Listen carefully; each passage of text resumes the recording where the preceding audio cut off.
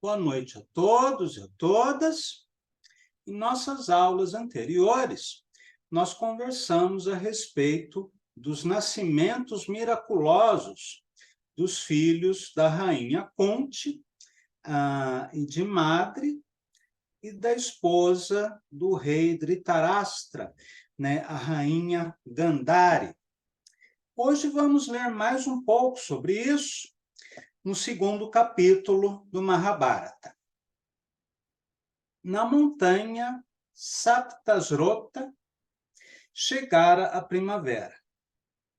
Pando, rodeado por seus 5 jovens filhos, sentia-se jovem novamente. Ele se divertia com os garotos nas colinas, esculpindo rostos grosseiros em pedras e desafiando leões em suas cavernas. Eles mergulhavam e brincavam em piscinas naturais e subiam em árvores altas. Lutando e rindo juntos, eles solavam pelas ladeiras de grama macia. Bom, aqui é dito que o rei Pando e os seus filhos desafiavam os leões nas cavernas. Havia uma tradição entre os kshatriyas, a casta guerreira, que para provar a sua coragem, a sua bravura, um kshatriya deveria ir sozinho até a floresta, armado apenas com uma espada, e desafiar e vencer um tigre. Bem, uma tarde, Pando enveredou-se pelos bosques com Madre, a fim de apanhar raízes e frutas para a sua refeição noturna. Enquanto passeavam, viram incontáveis variedades de árvores e arbustos floríferos. O ar era densamente perfumado e o som de cucos e outros passarinhos preenchiam o éter. Abelhas negras enxameavam-se pelas flores multicoloridas que rodeavam os lagos, transbordantes em flores de lótus. A atmosfera celestial despertou um espírito de romance no coração de Pando. Ele lançou seu olhar sobre a formosa Madre, com sua mente influenciada pelo Cupido. Entre os deuses, né, indianos, havia um muito semelhante ao Eros, ou ao Cupido, né, da mitologia greco-romana, que era Madana Mohana. Era um dia quente e Madre vestia um longo traje de seda. Sob os brilhantes raios solares, Pando podia ver os traços de sua forma primorosa, que se assemelhava à forma de uma deusa.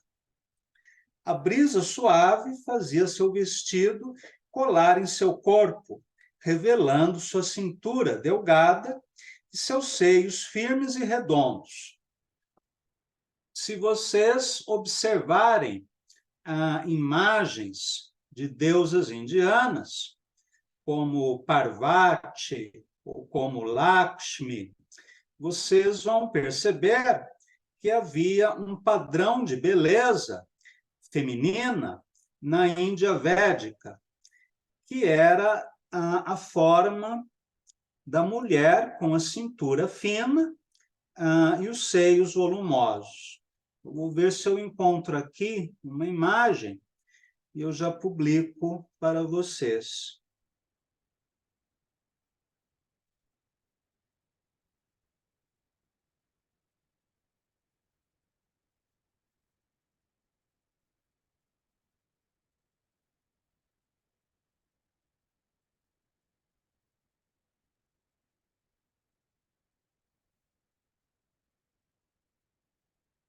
Bom, aqui no meu computador, eu encontro agora apenas uma imagem de Parvati, que é a esposa de Shiva, mas que serve como exemplo disso que eu comentei a respeito do padrão de beleza feminina na mitologia védica. Prosseguindo. Pando deu consigo incapaz de reprimir seu desejo. Ele se contivera por 12 anos e não ousara permitir-se o pensamento de abraçar suas esposas. Lembrando que na Índia era comum a moça se casar com a idade de 16 anos e o rapaz com 18 ou 20 anos, numa situação que já lhe permitisse sustentar uma família. Pareciam muitíssimos anos desde a última vez que pudera desfrutar de amor conjugal com suas esposas. Agora, Pando novamente sentia essa excitação em seu coração. Sua mente estava confusa e ele se aproximou de Madre, gentilmente tocando os braços da amada. O semideus Indra, que era o rei dos semideuses, né? E também o deus da chuva e da tempestade, ele gostava de provocar os eremitas, os ascetas e as pessoas que se encontravam em vida retirada por motivos religiosos, né, como os yogis. Então, ele mandava lindas bailarinas celestiais, as apsaras, para que elas dançassem frente a esses yogis e os provocassem, para evitar que eles ganhassem poderes mais poderes místicos e se tornassem rivais do próprio Indra, né? Uma vez que se acreditava que um yogi que passasse muito tempo em meditação poderia adquirir siddhis, poderes sobrenaturais. E alguns reis conseguiram feitos maravilhosos, né? Embora fossem reis demoníacos, como Hiranyakashipu ou Ravana. Esses reis se dedicaram a uma série de rigorosos exercícios, né, iógicos, e ganharam grandes poderes místicos. E Indra morria de medo de ser destronado. Então, ele sempre enviava essas donzelas para provocar a concentração dos yogis. No caso de Pando, isso não foi necessário, porque ele tinha a própria esposa ao lado. Por isso que os sannyasis, aqueles que fazem um voto de renúncia completa ao apego material, eles se afastam de suas famílias e evitam a presença feminina. E vivem de esmolas, pregando de aldeia em aldeia. Bem, Madre entendeu de pronto o que se encontrava no coração de Pando. Emoções conflitantes apoderaram-se dela. Como seu senhor repentinamente se aproximava dela de tal maneira. Temeroso da maldição, ele evitara cuidadosamente qualquer contato físico, quer com ela, quer com Kunti. Conquanto ela pessoalmente desejasse seus abraços, ela escrupulosamente evitou qualquer situação que pudesse seduzir seu esposo. Ela sequer usava cosméticos ou perfumes. Contudo, quando o poderoso Pando a envolveu com seus braços, ela viu sua determinação enfraquecer. Deleite e temor tomaram seu coração de imediato. Enquanto suas emoções conflitavam, sua mente viu-se petrificar. E quanto à maldição, se Pando não parasse, certamente seria destruído. Ela tinha de impedi-lo. Madre tentou empurrar seu esposo para longe de si, Pando sorriu, sentindo-se ainda mais seduzido com as objeções da amada. Aliás, essa é uma situação recorrente na mitologia greco-romana, quando as ninfas eram perseguidas pelos faunos, mesmo que elas desejassem ter relações com eles, elas simulavam desinteresse, afastavam os faunos, até lutavam com eles, até finalmente se entregarem. Isso tornava o jogo amoroso mais interessante.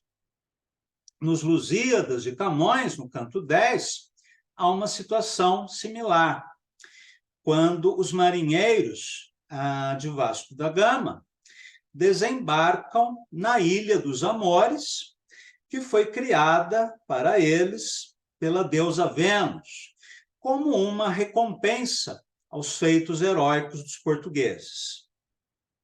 Vênus levou para essa ilha, desacordadas, as mais belas ninfas do Olimpo, e elas acordaram no exato momento do desembarque dos portugueses. E quando eles viram aquelas ninfas deslumbrantes, eles passaram a correr atrás delas. Aí acontece o mesmo jogo amoroso que eu citei há pouco, em que as ninfas simulavam a recusa para depois se entregarem. E desse modo, o ato amoroso tinha um caráter lúdico, né, de perseguição. Vamos prosseguir. Subjugado por desejo, ele sequer era capaz de ouvir sua esposa, enquanto ela lhe recordava a maldição. Ele apertou os lábios dela com os seus e se deitou sobre a bela rainha em uma ladeira gramada, segurando-a firmemente em seus braços. Levantando as vestes de madre, pressionou firmemente seu corpo macio contra o corpo robusto de madre. A resistência dela apenas inflamava sua paixão. Como se impelido pessoalmente pelo Senhor da Morte, o monarca perdeu inteiramente sua razão sob a influência da luxúria. Aqui um breve parênteses. Nos Vedas, fala-se nas 4 atividades humanas principais: Artha, Kama, Moksha e Dharma. Artha diz respeito à prosperidade econômica, ao mundo do trabalho. Kama diz respeito ao desejo. Dharma, a prática religiosa. E Moksha, a libertação espiritual, a iluminação. A maioria dos seres humanos encontra-se enredada em Artha, Kama e Dharma, ou seja, o trabalho, o desejo e uma religiosidade superficial, exterior, sem profundidade. Apenas quando um yogi fosse capaz de renunciar completamente a esses 3 modos de vida, ele poderia alcançar moksha, ou mukti, que significa, né, a libertação, a iluminação espiritual. Aqui, no caso, o rei Pando estava cedendo à kama, né, ao desejo, que é o mais forte tipo de apego, que, segundo os Vedas, nos impede de alcançarmos moksha. Prosseguindo. Nenhuma lembrança da maldição de Quindama visitava-lhe a mente enquanto se perdia no desfrute com sua esposa de pele clara. Na Índia, há pessoas de pele escura e de pele clara. No exato instante em que tentou consumar o ato com Madre, as palavras do Rishi tiveram efeito. No caso, aquele Rishi metamorfoseado em cervo que foi flechado por Pando. O peito de Pando foi atacado por uma terrível dor e um semblante de choque tomou-lhe a face. Seu corpo se enrijeceu, então, e afrouxou-se. Quando o corpo de Pando caiu ao lado do céu, Madre gemeu de tristeza. Seu maior medo se tornara realidade. Malgrado todos os seus protestos, não fora capaz de impedir a morte de seu esposo. A desesperada rainha, repetidamente, abraçava o cadáver de seu marido e pranteava a sua dor.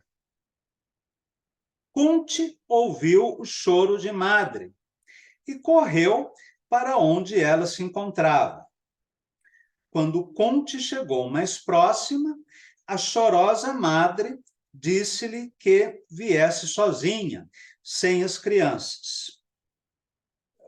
Kunti, rapidamente, enviou os garotos de volta ao ashram, ou seja, a casa do guru, onde eles recebiam ensinamentos espirituais. Lembrando que no sistema de Varnashrama Dharma, as 4 castas sociais e 4 estágios espirituais, as crianças e adolescentes viviam em um ashram, junto a um guru, de quem elas recebiam ensinamentos espirituais. E era o guru que definia: você é um brahmana, você é um kshatriya, você é um sutra, é um vaishya, ou seja, de acordo com os talentos naturais de cada criança ou adolescente, o guru afirmava: você gosta de religião, de filosofia, de artes, de cultura, então você é um brahmana. Ou então, você gosta de lutar, de administrar, de governar, você é um kshatriya. Você gosta de comércio, gosta do trabalho de fazendeiro, então você é um vaishya. Ou ainda, você gosta de trabalhos manuais, você pode ser um bom operário, camponês, então você é um Sudra. E havia também os 4 estágios espirituais. Os brahmacharis, as crianças e adolescentes, guardavam o celibato e viviam no ashram de um guru. Depois, quando atingiam a idade adulta, eles se casavam, constituíam família e se tornavam gritarrastas. Depois, a partir dos 50 anos de idade, o homem, não a mulher, o homem se afastava da família e começava a se dedicar mais à prática do yoga e à realização espiritual. Porém, ele ainda tinha algum contato com a família, aceitava a comida que a esposa lhe oferecesse, ele não vivia completamente só.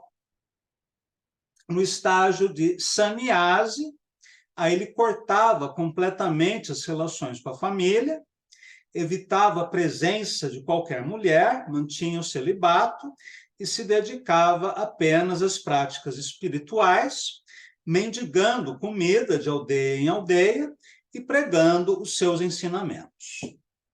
Voltando ao texto.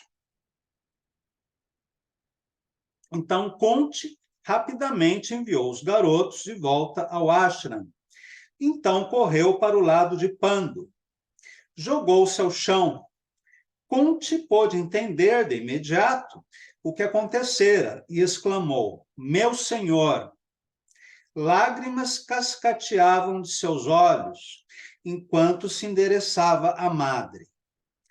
Ó nobre mulher, como permitiste que isto acontecesse? Sempre fui tão cuidadosa em proteger Nosso Senhor desta grande ameaça. Como ele te abraçou, sabendo da maldição do Rishi? Por que o provocaste quando sozinhos? Ele sempre se encontrava grave em nossa companhia, pensando nas palavras de Quindama. Como ele repentinamente, se descuidou deste modo. Madre chorava, incapaz de responder. Ao seu lado, Kunti se debatia no chão. As duas deslumbrantes damas abraçavam o caráter de seu marido e derramavam lágrimas profusamente. Kunti, mais uma vez, dirigiu a palavra à madre. Ó princesa de Madra, és por certo mais afortunada do que eu, porquanto viste o rosto de Nosso Senhor iluminar-se em alegria, quando te buscou nesse lugar reservado.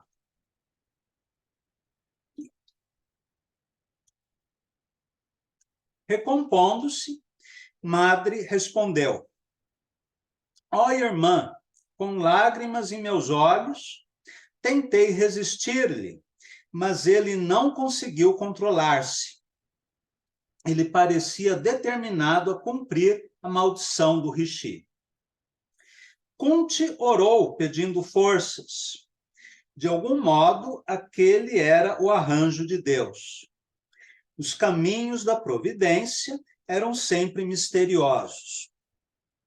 A ideia de providência divina é algo presente nas histórias tradicionais hindus, na religião, na mitologia e na filosofia.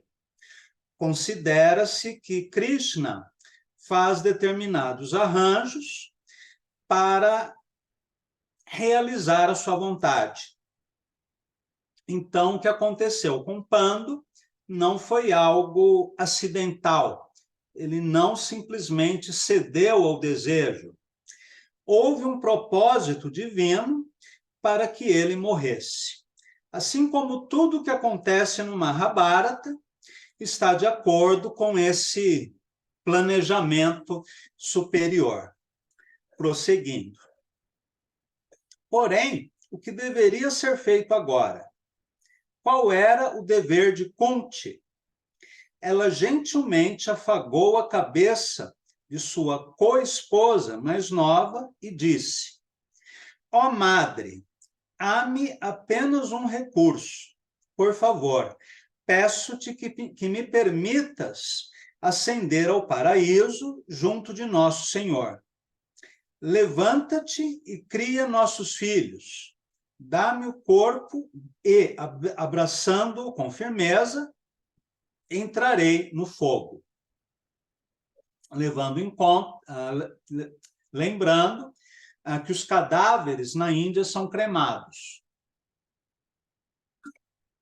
para que o corpo físico se desfaça mais rapidamente e a alma se dirija ao seu local de destino, conforme o seu karma. A madre balançou a cabeça em desaprovação. Ela suplicou a Kunti. O monarca morreu quando se aproximou de mim, querendo se deitar comigo. Seu desejo não foi satisfeito. Não deveria ser eu aquela a ir para a região da morte para gratificá-lo? Estou até agora agarrada a ele e não permitirei que ele se vá sem mim. Ó Kunti, por favor, permite-me ir. Madre sentiu-se inábil para criar os garotos. Kunti seria uma mãe muitíssimo melhor. Madre notara seus modos gentis para com os garotos. Por certo, ela trataria todos os 5 igualmente. Madre implorou a Kunti pela permissão para entrar no fogo com Pando. Ó Kunti, o rei foi até mim cheio de desejo. Permite-me partir, de sorte a satisfazer-lhe esse desejo. Não há bondade maior que poderias fazer por mim. Deixarei meus filhos sob teus cuidados, sem nenhum medo. Kunti olhou compassivamente para a madre, enquanto ela repousava seus braços ao redor de Pando e banhava-o com suas lágrimas. A nobre Kunti sentiu seu coração se partir. Embora, como a esposa mais velha, fosse seu privilégio escolher seguir o rei para o próximo mundo, como ela poderia negar o pedido de madre? Foi por ela que Pando havia se atraído. Se madre não acompanhasse o seu esposo, viveria com a memória desse terrível momento por toda a sua vida. Ela seria consumida pela culpa, bem como pela angústia de não poder satisfazer o último desejo de seu senhor. Conquanto anelasse seguir seu esposo, Kunti não poderia ser tão cruel com sua co-esposa. Ela tocou madre afetuosamente e disse: que a tua vontade seja feita. Então, com um coração dolorido, Kunti retornou ao ashram.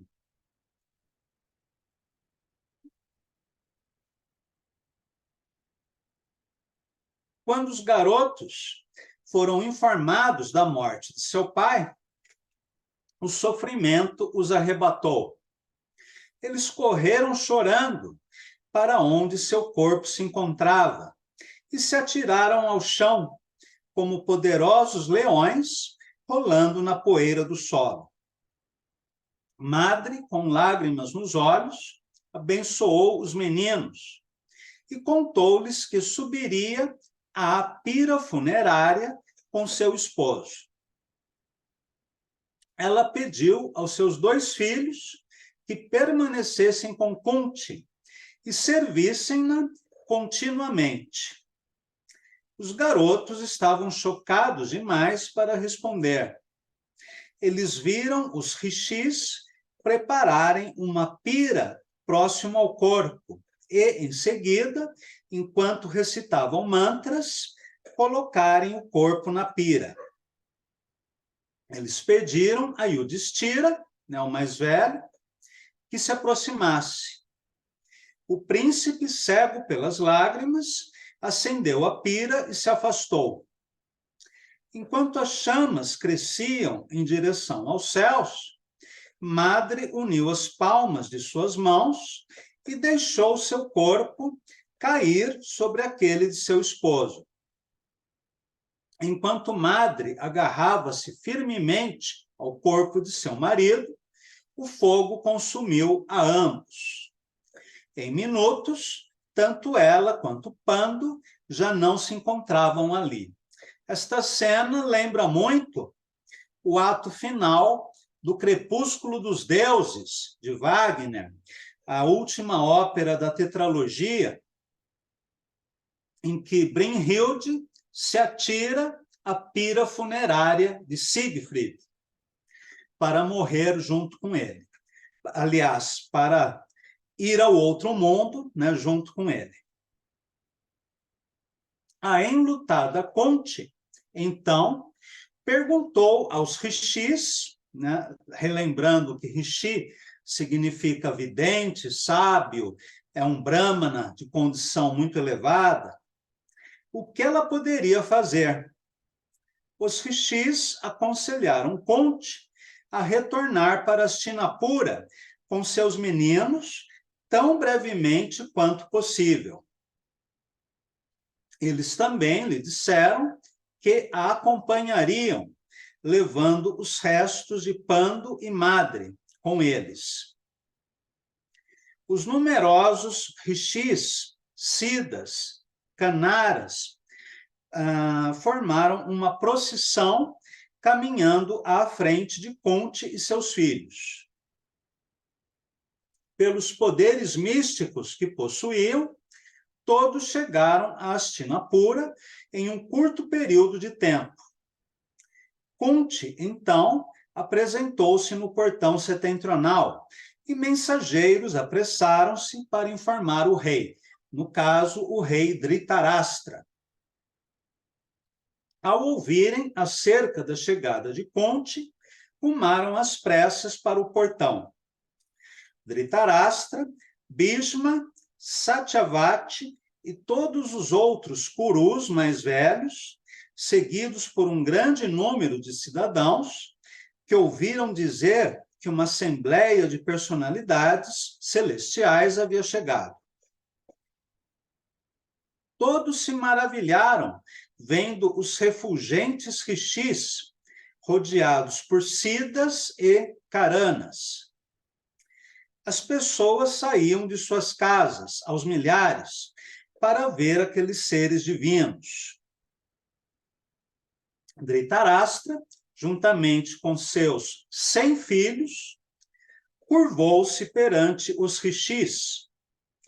Bhishma e os demais também ofereceram suas reverências aos sábios e, após lhes oferecer assentos, sentaram-se diante deles em almofadas de seda espalhadas pelo chão. Bhishma era um conselheiro de Dhritarashtra. Embora ele fosse um brahmana, alguém da casta sacerdotal, ele também tinha talento na arte militar, também tinha um aspecto kshatriya. Do mesmo modo que Drona, ou Dronacharya, também era um brahmana com talento militar. Bhishma e Drona serão os professores tanto dos 5 filhos de Pandu quanto dos 100 filhos de Dhritarashtra, e ensinarão a eles as artes militares. Quando a multidão finalmente se encontrava toda sentada, Bhishma foi à frente e adorou os rishis, banhando seus pés e oferecendo-lhes arghya. Era costume, quando um brahmana chegava na casa de alguém ou num palácio real, o dono da casa lavava os pés do brahmana e oferecia-lhe comida e donativos. Ele respondeu às suas perguntas referentes ao bem-estar do reino, dizendo que tudo estava bem. Então, um dos principais rishis, deixem eu desligar o celular. Sim.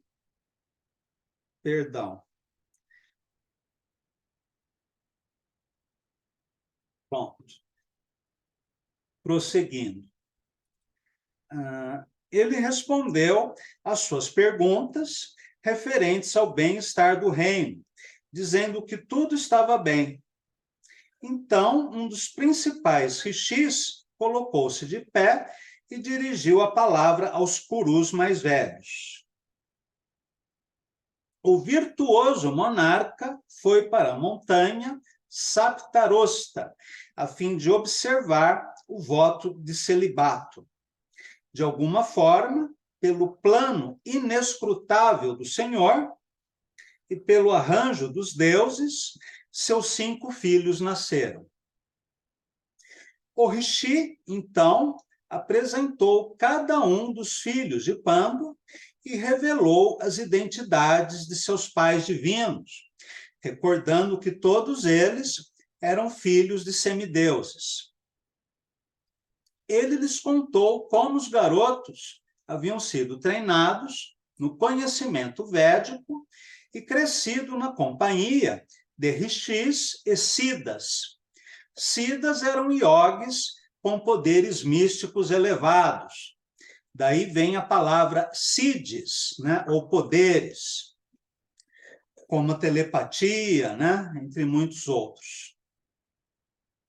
Olhando para a grande multidão de homens que havia se reunido fora da cidade, o rei disse: em estrita adesão à virtude e deixando para trás estes filhos, Pando ascendeu aos mundos superiores.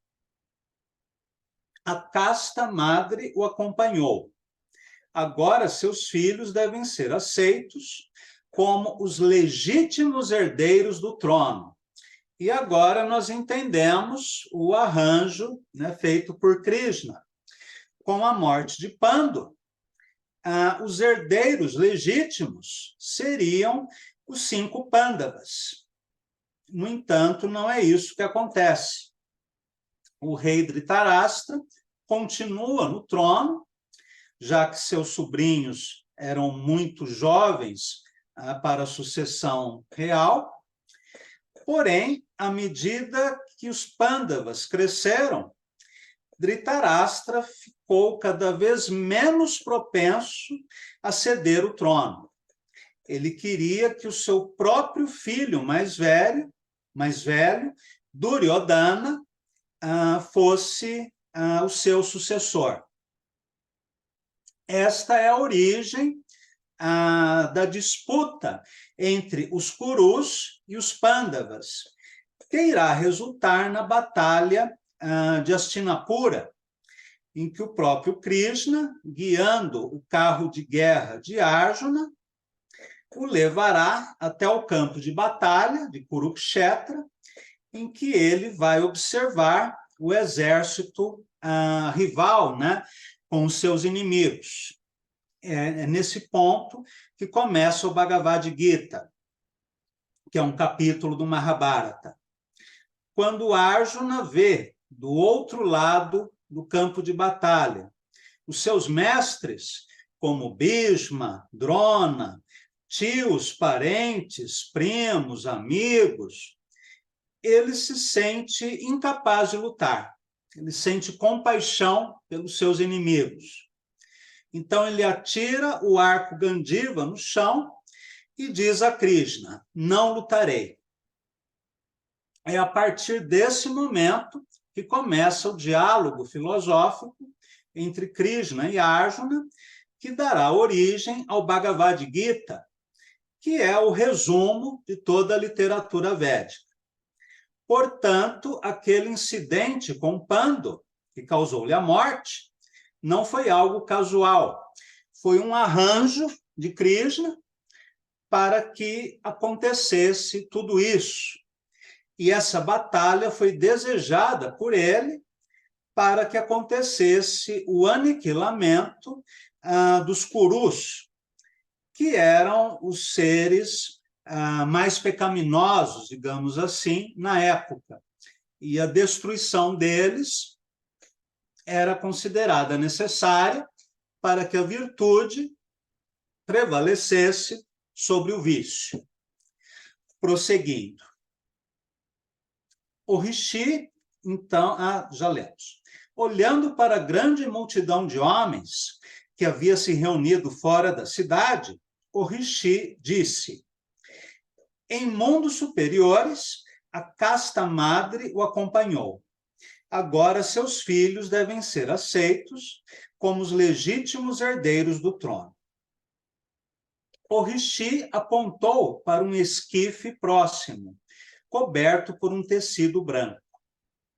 Aqui estão os restos mortais de Pando e de sua esposa. Realizai os ritos funerários e aceitai seus filhos como se fossem vossos. Partiremos agora.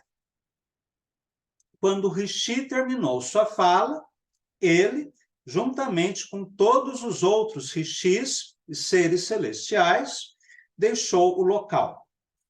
Os cidadãos retornaram para suas casas, deveras atônitos. Bhishma, então, conduziu Kunti e os garotos para a cidade e fez os arranjos para sua acomodação em seu palácio real.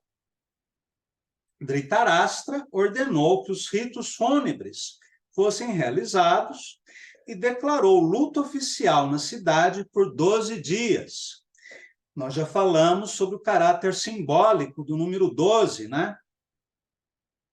Ulisses navegou durante 12 anos antes de conseguir retornar a Ítaca. Os Pândavas ficaram 12 anos exilados de Hastinapura. O rei Rama e seus seguidores também ficaram 12 anos exilados de Ayodhya. 12 é o número de um ciclo, né? Daí o ciclo zodiacal de 12 signos. Os Kurus estavam perturbados com a morte de Pando. Todos os cidadãos amavam Pando imensamente, em virtude do que se lamentavam sonoramente.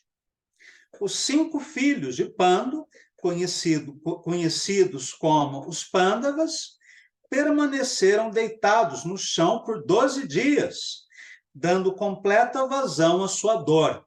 De novo, o número 12.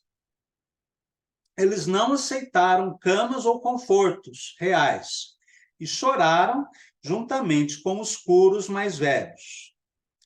Findo o período de luto, os Kurus realizaram a cerimônia Shraddha de Pando. Eles distribuíram vasta quantidade de alimentos e riquezas aos brahmanas, em nome das almas partidas. Então, a vida voltou ao normal em Hastinapura, e os filhos de Pando assumiram sua posição na família real. Foi nesse momento que Vyasa decidiu ir à cidade mais uma vez. Ele falou privadamente com a anojada e lamuriosa Satyavati. Ó mãe, tempos pavorosos e terríveis estão por vir. A tenebrosa era de Kali agora se aproxima. O pecado cresce a cada dia.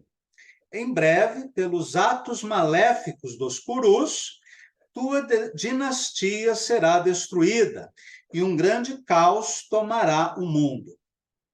Vyasa, ou Vyasadeva, é o autor dos Vedas, do Mahabharata, e dos Puranas, e de quase toda a literatura védica, embora ele também se coloque como personagem. E aqui ele declara a proximidade da chegada de Kali Yuga, a Era das Trevas, em que a ignorância irá prevalecer sobre a sabedoria e o vício sobre a virtude. A palavra Kuru, inicialmente, designava todos os membros da família de Pando e Dhritarashtra, que eram irmãos. Porém, a partir do momento em que Dhritarashtra nega a sucessão dinástica aos filhos de Pando, a palavra Kurus passa a designar apenas os filhos de Dhritarashtra, em oposição aos filhos de Pando, que serão chamados de Pândavas. Vyasa aconselhou sua mãe a imediatamente se retirar para a floresta, em vez de permanecer para ver os sofrimentos e horrores que logo se descortinariam. Vyasa era um rishi, né? Era um vidente, um sábio, e também é considerado a encarnação literária, né, de Krishna. Então, ele era capaz de ver o futuro, daí o conselho que ele deu à sua mãe. Vyasa aconselhou sua mãe, ela deveria se dedicar às práticas de yoga e meditação. Uma vez que Vyasa partira, Satyavati refletiu sobre suas palavras e decidiu seguir seu conselho. Ela, então, disse às suas 2 noras suas intenções e pediu à perturbada mãe de Pando, Ambalika, que a acompanhasse. as duas damas logo partiram para a floresta, de modo a se dedicarem ao ascetismo. Passado algum tempo, abandonaram seus corpos e foram felizes para as regiões superiores. Ambika permaneceu em Hastinapura com seu filho Dhritarashtra. Muito bem. Por hoje ficamos por aqui. Acabamos de ler o 2º capítulo e na próxima semana eu farei um brevíssimo resumo dos capítulos principais do Mahabharata e então nós finalizaremos esse tema.